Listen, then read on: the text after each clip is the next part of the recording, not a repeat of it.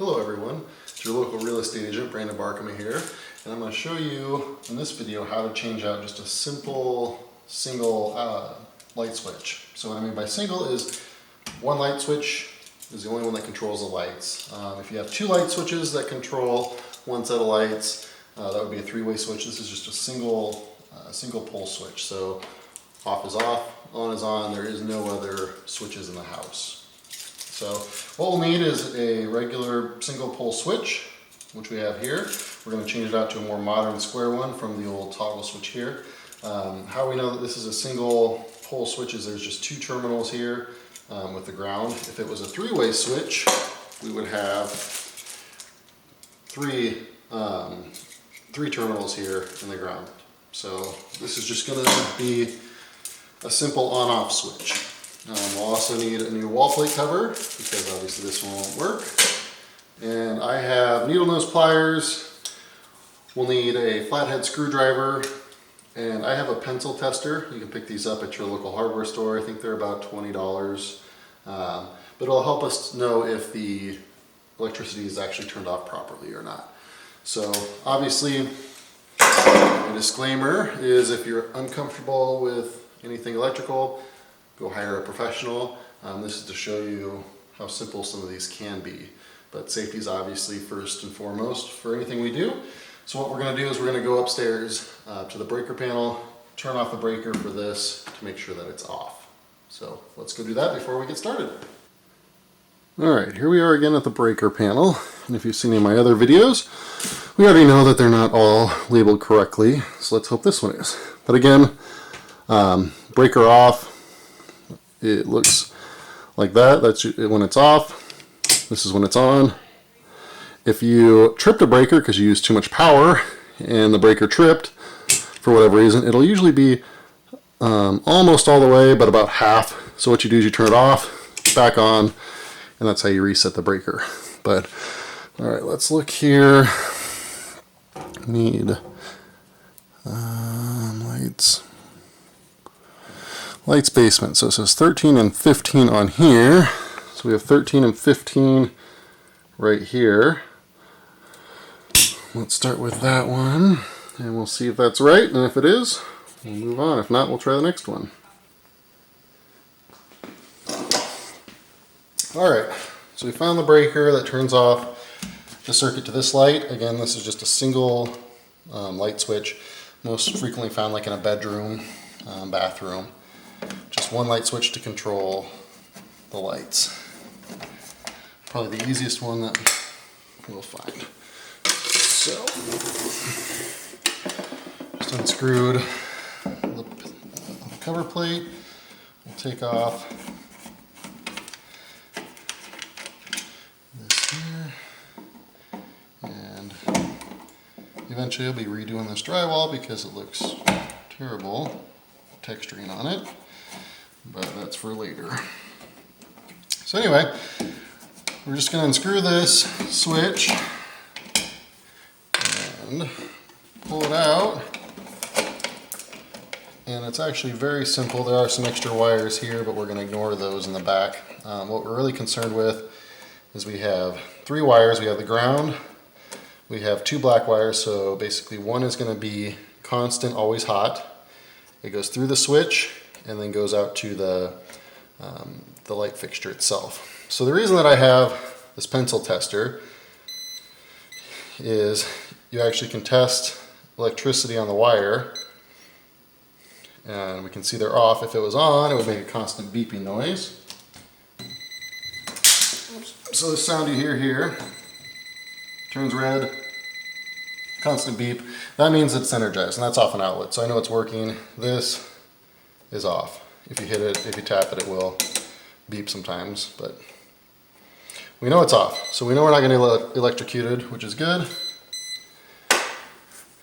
So if we did need to know polarity, let's say you're putting in some sort of lighted switch or a fancier switch rather than just a simple toggle switch like what we have here. So this is just on off, just a modern version of this. There's no lights to it, it's not controlled via Wi-Fi or anything like that. If you did have something a little more fancy where you did have to have the constant power figure it out, then what we would need to do is very carefully turn the breaker on, figure out which one of these is constant or always on, mark that one so we can make sure we plug it in the right way on a fancier outlet. In this case, don't really need that. So this one uses 14 gauge wire, looks like here. On the back, I don't know if you can read this or not, but it says push to release. So instead of tying into the terminals here like they did, like we've done on other ones, they use the pressure fittings. So you'll take a small screwdriver. I have a multi-tool that I keep on me. And you'll just push it in the little slot. That releases the clip, allows you to pull the wire out. If you don't have the ability to do that, you can always just cut them, re-strip them, and use them again. And then for this one, just the ground wire. In yours, you may not have a ground wire. A lot of times they didn't put those on, which is not the right way to do it. So we'll just add a ground wire if we need to. It'll be back in the box and add it to the new one. That's the right way to do it. It's just a safety thing. So with the new one, what we want to do is anytime you want to use a terminal, we want to make sure that we are going clockwise. So when we put the wire on, the loop needs to go clockwise. If it doesn't, if you go counterclockwise when you go to tighten this down, because they're all clockwise tightening, or righty-tighty, lefty-loosey, you may have heard. But as we tighten, it's a little hard to do with camera, but as we tighten this down on these terminal ones,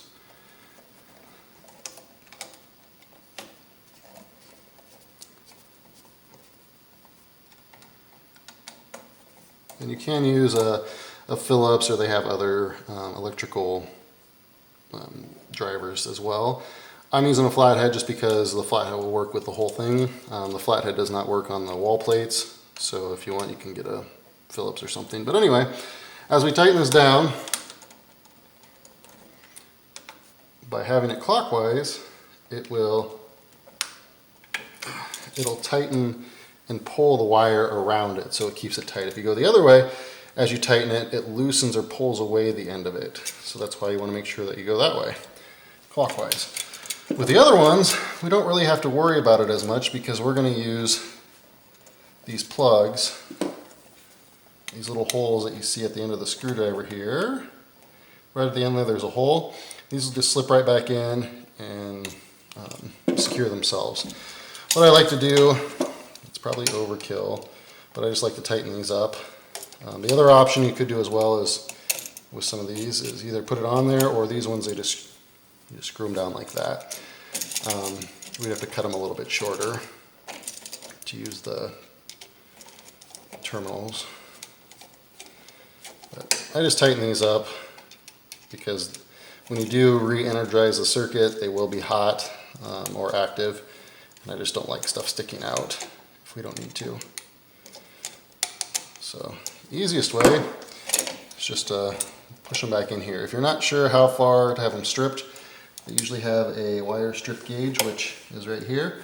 So you put this on here, and it might be just a hair long, but you get the general idea of how long to strip them.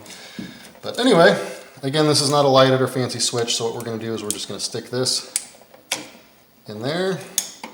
You can see it's tight, it doesn't come out without using that flathead screwdriver. They're secured there.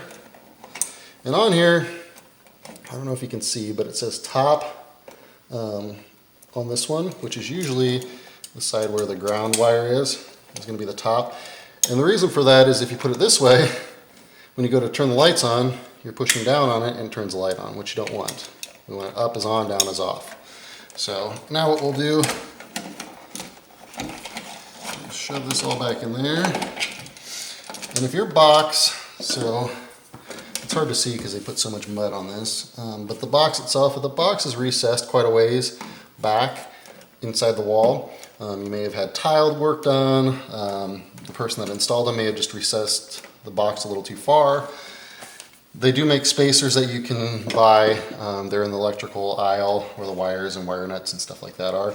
You can put those behind it to bring it out, so when you put your wall plate cover on, it sits flush and looks nice.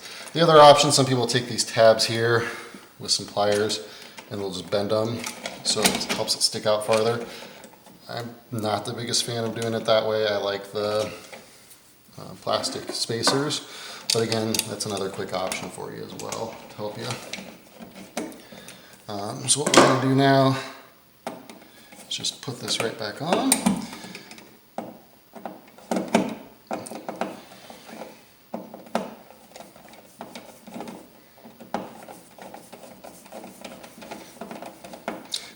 I'm usually right-handed more so than left, but where the camera is, it's a little easier to do it left-handed for you guys.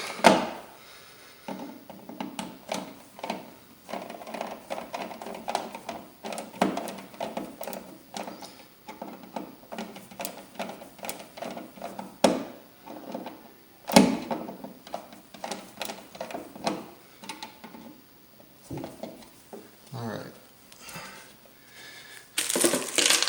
Now the only thing left for this is just the cover.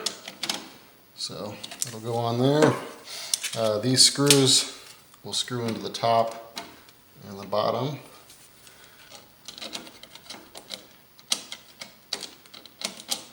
So we may have to space this out a little bit just because the way they did the drywall wasn't the best. But we'll put it on and we'll see real quick. Make any adjustments as needed.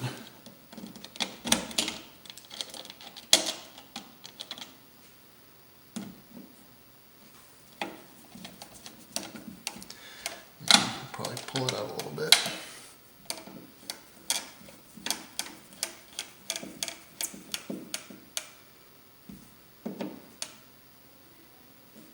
So what I'm going to do is I'm going to take it back off, space it out a little bit. Right here we have where they did the edging for the drywall. They didn't quite get it right. So eventually I'll come back and I'm going to redo this. But for now, for the purpose of the video, is just kind of show you how to get these centered up. The bottom looks pretty good, top not so much.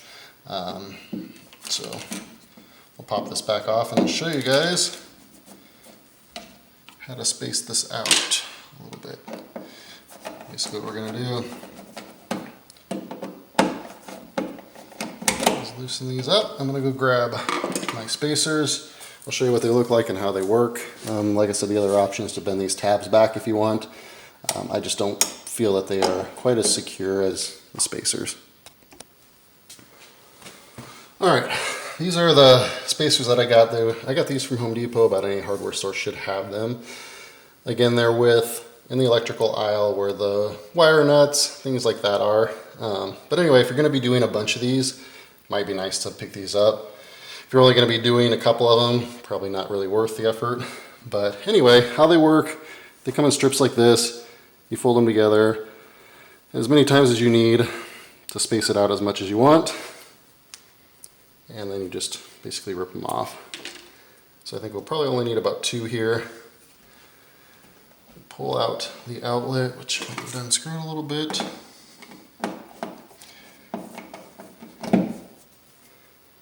What I do is I just put it on the screw in the back, and then we just re-secure this. And 2 might be a little much, but just for the sake of it, let's see. Alright, so we got that tightened. We don't want to over tighten it.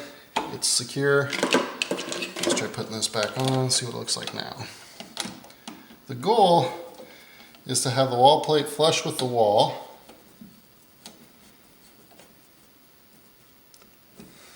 And so the outlet comes out, sticks out just a little bit.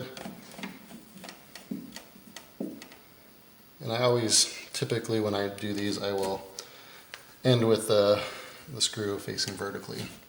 Now, it looks a lot better. The problem is we still have a gap up here, but that's again due to the drywall. If you really wanted to, you could caulk it, but I'm going to take it off eventually and redo all this, redo the texture so it matches the rest of the house. which will just simply be kind of sanding everything down. But anyway, so we have the light switch back in, it's secure. We're going to turn the breaker back on, make sure it works, and that's as easy as it is to put in just a single switch, like a bedroom switch. Not very hard at all. Okay, went upstairs, turn the breaker back on, and it works. So down is off, up is on, and that's it. All right, we'll move on to the next project. Thanks for watching.